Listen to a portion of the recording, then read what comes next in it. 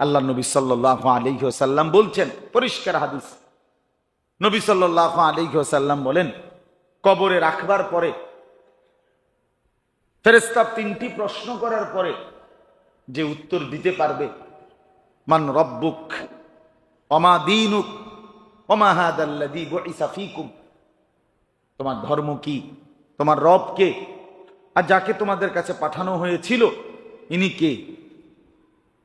তো বান্দা যদি উত্তর দিতে পারে, তিনটার উত্তর সঠিক বলতে পারে, তো আল্লাহ তাআলা ডাক দিয়ে ফেরেশতাদেরকে বলবে, সাদাকা আব্দি, আমার বান্দা সঠিক বলেছে, চলো এবার আমার বান্দারে ফাফরিশুহু মিনাল জান্নাহ ওয়ালবাসুহু মিনাল জান্নাহ, আমার বান্দার জন্য জান্নাতের বিছানা বিছিয়ে দাও, আমার বান্দার গায়ে জান্নাতের পোশাক পরিয়ে দাও, ওয়াফতাহু লাহু বাবান ইলাল জান্নাহ, আমার বান্দার জন্য তার কবর থেকে জান্নাতের দুয়ার খুলে দাও, ফায়ুওয়াসসাউ লাহু কবরুহু, তার কবরটাকে প্রশস্ত করা হবে 70 হাত দৈর্ঘ্য, 70 হাত লম্বা করে আল্লাহর ফেরেশতা তখন তার কবরটাকে আরামদায়ক বানিয়ে দেন, বানিয়ে কবরটা হবে প্রশস্ত 70 হাত, চারদিকে জান্নাতের বিছানা, জান্নাতের পোশাক, জান্নাত বরাবর দরজা খোলা, এই সব কিছু দিয়া এবার ফেরেশতা বলবে, সরাসরি হাদিসে আছে, নাম কানাউমাতিল আরুস, ভাই সাহেব, নতুন জামাই যেমনে ঘুমায় বাসর ঘরে, আপনি এমনি ঘুমান, আপনাকে আপনার প্রিয়তম ছাড়া বাসর ঘরে যেমন কেউ উঠায় না, আপনাকে আপনার প্রিয়তম মহান আল্লাহ ছাড়া হাসরের ময়দানের মাঠ কায়েম হওয়ার আগে আর কেউ উঠাবে না, আর কেউ ডিস্টার্ব করবে, আর কেউ ডিস্টার্ব। এই হলো নেককার খবর। হাদিসের মধ্যে আমরা পড়ছি, এই নেককার ব্যক্তি জান্নাতের আরামের মধ্যে যখন ঘুমাবে কবরে, তো যখন হাসরের মাঠ কায়েম হবে, তো আল্লাহর ফেরেশতা এসে তাকে উঠাবে, ভাই সাহেব উঠেন, হাসরের মাঠ কায়েম হয়েছে, অর্থাৎ সে আমার বাকি ছিল কথা। তো ধরে নেন যে আজকে বাকিটা বলার জন্য আসছি, আলহামদুলিল্লাহ। মাস্টার সাহেব আমারে রাত্রেই ফোন দিছিলেন ওই দিনকেই, আসলে আপনারাও সবাই আবদার করছেন, তো মাস্টার সাহেব বললেন যে হুজুর যদি সম্ভব হয়, সুযোগ হয়, তো এই জুমায় আসেন। ঠিক আছে।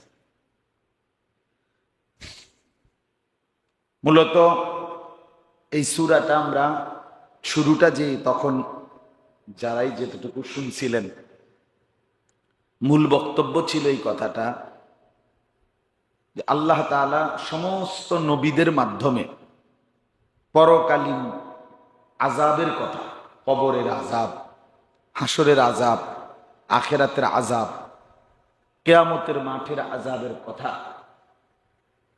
প্রত্যেক নবীর মাধ্যমেই আল্লাহ তাআলা বান্দাদের কাছে বলেছেন, শুনাইছেন। সব নবী মানুষকে আল্লাহর দিকে দাওয়াত দিতে গিয়ে দুইটা জিনিস মৌলিকভাবে বলতেন, একটা হলো জান্নাতের পুরস্কারের কথা শুনাইতেন, আরেকটা হলো জাহান্নামের কবরের আযাবের কথা বলতেন, দুটোটাই বলতেন। বাশীরাও ওয়া নাযীরা, আমাদের প্রিয় নবী সাল্লাল্লাহু আলাইহি ওয়াসাল্লামেরও এটা বৈশিষ্ট্য ছিল যে তিনি জান্নাতের সুসংবাদ দানকারী, আবার জাহান্নামের ভয় প্রদর্শনকারী। এই দুইটাই কোরআনুল কারীমের মধ্যে ব্যাপকভাবে আলোচনা আছে। একদিকে আল্লাহ তাআলা জান্নাতের পুরস্কার বহু সূরা আয়াতের মধ্যে বলছেন, আবার আল্লাহ তাআলা আরেকদিকে জাহান্নামের আযাবের কথা, আখিরাতের আযাবের কথা, সেইটাও আল্লাহ তাআলা বারবার শুনাইছেন। এজন্য আখিরাতের পুরস্কার অথবা শাস্তি এটা একটা চিরন্তন, যে আল্লাহ তাআলা সবসময় শুনাইছেন। কোরআনুল কারীমের মধ্যে আছে, জাহান্নামীকে যখন জাহান্নামে ফেলা হবে, তো জাহান্নামী ভীষণ আগুনের মধ্যে যখন চিৎকার করবে, তখন জাহান্নামের ফেরেশতারা বলবেন, আলাম ইয়াতিকুম নাদির, এই বেটা, তোমার কাছে কি কেউ জাহান্নামের ভয় দেখায় নাই? কোনো ভয় প্রদর্শনকারী বান্দা কি পৌঁছে নাই? কেউ বলে নাই? তো কলু বালা, তখন সেই জাহান্নামী বলবে, হ্যাঁ, কাদ জাআনা নাদির, অবশ্যই আমাদের কাছে আল্লাহর পক্ষ থেকে ভয় প্রদর্শনকারী বান্দা এসেছে। হ্যাঁ, আমারে বলছে, আমি শুনছি আযাবের কথা, শাস্তির কথা। কিন্তু ফাকাদ্দাবে না, আমি প্রতিটা কথা মিথ্যা মনে করছি। অকুলনা মা নাজ্জালাল্লাহু মিন শাই, আর আমি আরো বলছি যে এসব আল্লাহ বলে নাই, যে হুজুররা আপনারা বলছে। অনেক মানুষ আছে দেখবেন বলে, যাও হুজুররা যত কয় এত না, হুজুররা একটু বেশি কয়, যত কয় এত না। মনে হয় যেন ওনার হিসাব হইল হুজুররা যে দূর বলে এর চাইতে অর্ধেকও যদি মনে করেন আযাব হয় উনি পারবেন। আমার একটা আন্দাজ আছে, উনি এটা একটা আইডিয়া আছে যে মোটামুটি অর্ধেক ফিডা লইতে পারবে। এরকম একটা আইডিয়া নিয়ে ভাবে আর কি, আখিরাতটাকে, পরকালটাকে, পরকালীন আযাবটাকে সামান্য মনে করে। তো সমস্ত নবীদের ধারাবাহিকতায় আমাদের নবী সাল্লাল্লাহু আলাইহি ওয়াসাল্লামও প্রথম দিন, যেদিন থেকে তিনি কালেমার দাওয়াত শুরু করছেন, একবারে প্রথম দিনে তিনি মানুষদেরকে যখন ডাকছেন আল্লাহর দিকে, তখনই তিনি বলছেন, ফাইন্নী নাযীরুল লাকুম, হে আমার জাতি, আমি তোমাদেরকে ভয় প্রদর্শন করছি, বাইনা ইয়াদাই আযাবুন শাদীদ, তোমাদের সামনে অনেক ভীষণ বড় আযাব, অনেক বড় আযাবের ভয় দেখাচ্ছি। একবার প্রথম দিনে আল্লাহর আযাবের কথা বলছে, আল্লাহর আযাবের কথা বলছে। তো আল্লাহর আযাব হবে, পরকালীন শাস্তি হবে, এই কথাটা নবীজি সাল্লাল্লাহু আলাইহি ওয়াসাল্লাম প্রথম দিনেই বলছেন যে ঈমান না আনলে, কুফর করলে, শিরিক করলে, আল্লাহর নাফরমানি জিন্দেগি কাটাইলে তোমাদেরকে ভীষণ আযাব ভোগ করতে হবে। তো প্রথম দিন থেকেই বেঈমান কাফেররা আল্লাহর আযাবকে অস্বীকার করছে, প্রত্যাখ্যান করছে।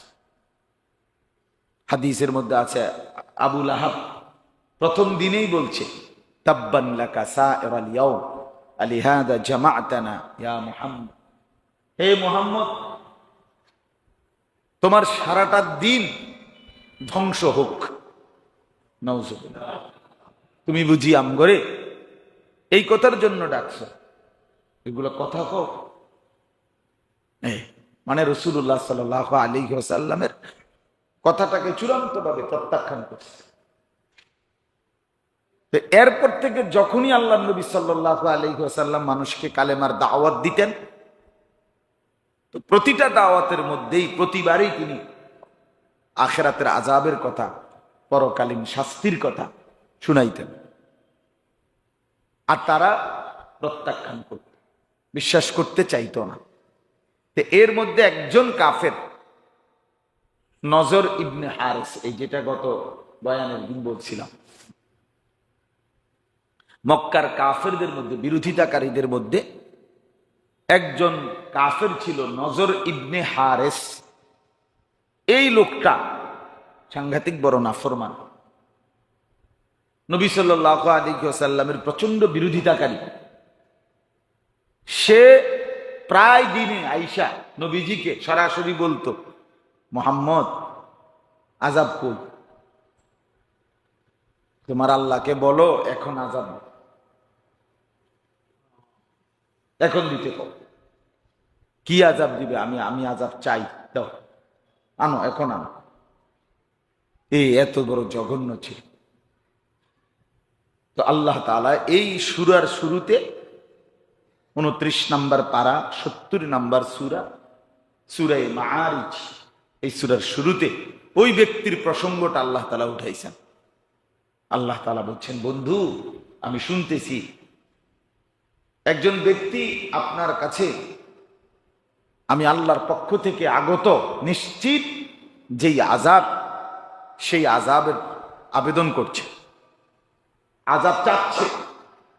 আমি আল্লাহ, তা আপনি তার আগে বুঝাইয়া বলেন, দেখো তুমি যে মস্কারি করতেছ, আযাব চাচ্ছ, তুমি বুঝতেছ যে কার কাছ থেকে চাচ্ছ?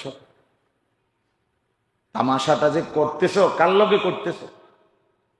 মিনাল্লাহি যিল মাআরিজ, যিনি সুউচ্চ সুমহান ক্ষমতার অধিকারী। সমস্ত ফেরেশতা, এমনকি জিব্রাইলের মতো ফেরেশতাও যার কাছে ঊর্ধ্বে আরোহণ করে এবং যার হুকুম তামিল করে, হুকুম পালন করে, সেই মহান আল্লাহ, তুমি তার আযাব চাচ্ছ নিজের জন্য? তুমি কি শোনো নাই, জানো না? ইতিপূর্বে আল্লাহ তাআলা যখনই যত জাতিকে আযাব দিছে, ব্যক্তিকে আযাব দিছে, সে তো পৃথিবী থেকে তাবা নিশ্চিহ্ন হয়ে গেছে, নিশ্চিহ্ন হয়ে গেছে। কারণ ফেরাউন, নমরুদ, কারুন, কওমে লূত, কওমে হুদ, এই সমস্ত অবাধ্য ব্যক্তি কিংবা অবাধ্য জাতির আল্লাহর আযাবে যে ধ্বংস হইছে, এটা তো এরাও জানতো, এরাও তো জানতো, তো সেও তো জানে।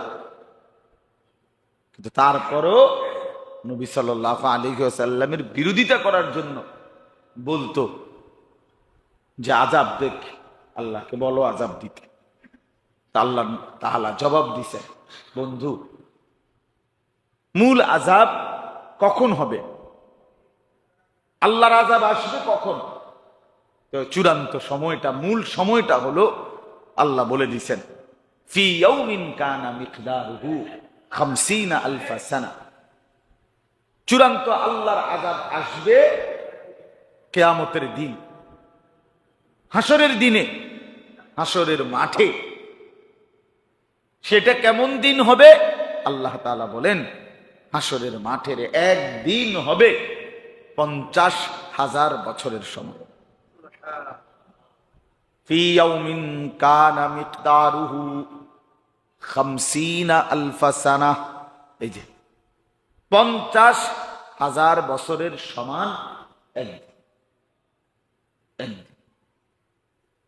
তাইলে চিন্তা করে দেখেন, আল্লাহ তাআলা বললেন, বেটা আযাব তো শুরু হবে, আর সেদিন বুঝবা আযাব যখন প্রাথমিক স্টার্ট হবে শুধু হাসরের মাঠে, তো সেই আযাব চলবে শুধু হাসরের মাঠেই চলবে একদিনে।